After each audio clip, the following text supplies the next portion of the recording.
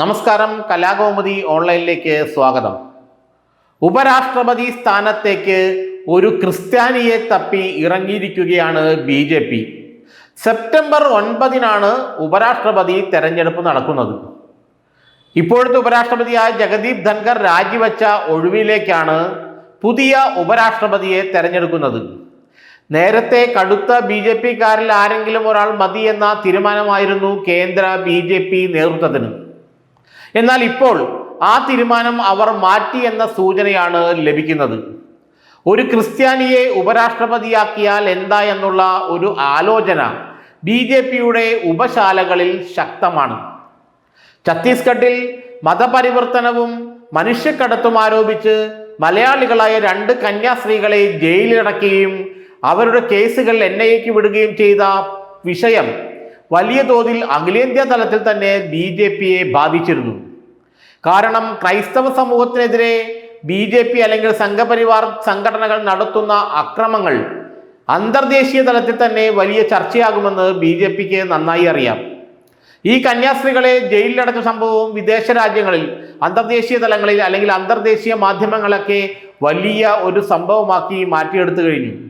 മാത്രമല്ല, അടുത്ത കാലത്ത് ക്രൈസ്തവ സമൂഹവും BJP-യും തമ്മിൽ അടുക്കാനുള്ള ശ്രമങ്ങൾക്ക് ഇത് തുരങ്കം വയ്ക്കുകയും ചെയ്തു എന്നാണ് ഇപ്പോൾ BJP നേതൃത്വം പറയുന്നത്.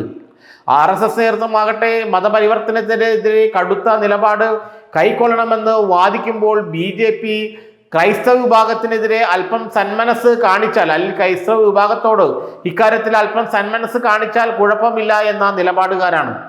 ക്രൈസ്തവ സമുദായത്തിനെതിരെ RSS ഉൾപ്പെടുന്ന തീവ്ര ഹിന്ദുത്വവാദികൾ എടുത്തുന്ന കടുത്ത നിലപാട് BJP-ക്ക് വലിയ പാരയായി തീരുമെന്നാണ് ഇപ്പോൾ BJP നേതാക്കൾ പറയുന്നത്. അങ്ങനെയാണ് ഉപരാഷ്ട്രപതി ക്രിസ്ത്യാനിയായാൽ എന്താ എന്നുള്ള ഒരു നിഗമനത്തിലേക്ക് BJP-യുടെ ദേശീയ നേതൃത്വം എത്തിച്ചേരുന്നത്. ക്രിസ്ത്യാനികൾക്കാണെങ്കിൽ ഇപ്പോൾ കേരളത്തിൽ നിന്ന് വലിയ പഞ്ഞമൊന്നുമില്ല. കേന്ദ്രമന്ത്രി ജോർജ് കുര്യൻ അടക്കം, മുൻ കേന്ദ്രമന്ത്രി അൽഫോൺസ് കണ്ണന്താനം അടക്കമുള്ള നിരവധി ക്രിസ്ത്യാനികൾ കോട്ടും ഉടുപ്പും തയ്പ്പിച്ചു വെച്ച് ഉപരാഷ്ട്രപതി സ്ഥാനത്തിനായി കാത്തിരിക്കുന്നുണ്ട്. കടുത്ത RSS-കാരനെ ഉപരാഷ്ട്രപതിയാക്കണമെന്നുള്ള മുൻ തീരുമാനം ഇനി അത്ര പെട്ടെന്ന് ധൃതി പിടിച്ച് നടപ്പാക്കണ്ട എന്നാണ് ഇപ്പോൾ നരേന്ദ്രമോദി പറയുന്നതത്രേ. 2 കാരണങ്ങളാണ്. നേരത്തെ പറഞ്ഞ പോലെ അന്തർദേശീയ തലത്തിൽ ഈ വിഷയം വലിയൊരു ചർച്ചയാവുകയും ഇന്ത്യക്ക് അത് വലിയൊരു മോശപ്പേരാവുകയും ചെയ്തു എന്നുള്ളൊരു വിശ്വാസം വിദേശകാര്യ മന്ത്രാലയത്തിനടക്കമുണ്ട്. കാരണം മുസ്ലിങ്ങൾക്കെതിരെ തിരിയുന്നത് പോലെയല്ല, ക്രൈസ്തവർക്കെതിരെ തിരിഞ്ഞാൽ അത് അന്തർദേശീയ തലത്തിൽ വലിയ വാർത്തയാവുകയും പ്രധാനമന്ത്രിക്ക് പോലും ഒരുപക്ഷെ അന്തർദേശീയ വേദികളിൽ ഇതിന് മറുപടി പറയേണ്ടി വരികയും ചെയ്യും. അതുകൊണ്ട് തന്നെ ഇപ്പോൾ ഇങ്ങനെ ഒരു വിഷയമുണ്ടായത് BJP-ക്ക് ഒരു രാഷ്ട്രീയ തിരിച്ചടിയാണ് എന്നാണ് BJP-യുമായി അടുത്ത വൃത്തങ്ങൾ വിലയിരുത്തുന്നത്. അതുകൊണ്ട് ഒരു ക്രിസ്ത്യാനിയെ ഉപരാഷ്ട്രപതിയാക്കി ഈ പ്രശ്നം അങ്ങോട്ട് പരിഹരിച്ച് കളയാമെന്നുള്ള ചിന്തയിലാണ് BJP അഖിലേന്ത്യാ നേതൃത്വം, പ്രത്യേകിച്ച് നരേന്ദ്രമോദിയും അമിത്ഷായും എല്ലാം.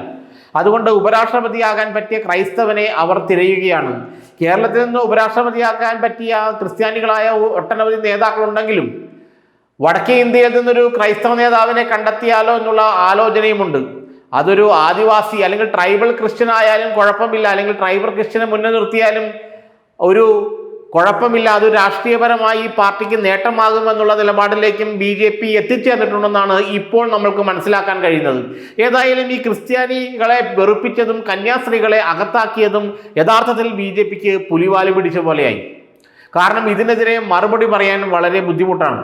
മതപരിവർത്തന നിരോധന നിയമമൊക്കെ കോൺഗ്രസ് പാസാക്കിയെന്നൊക്കെ ഇവർ പറയുന്നുണ്ടെങ്കിലും അന്തർദേശീയ വേദികളിൽ ഇന്ത്യയിലെ ക്രിസ്ത്യാനികൾ പീഡിപ്പിക്കപ്പെടുന്നു എന്നുള്ള ധാരണ ഉണ്ടായാൽ അത് വലിയ പ്രത്യാഘാതം ഉണ്ടാക്കുമെന്ന് BJP-ക്കും നരേന്ദ്രമോദിക്കും നന്നായി അറിയാം.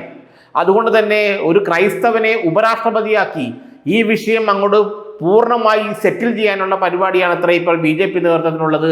അതിന് പറ്റിയ ഒരു സ്ഥാനാർത്ഥിയെ അവർ തിരഞ്ഞുകൊണ്ടിരിക്കുകയാണ്.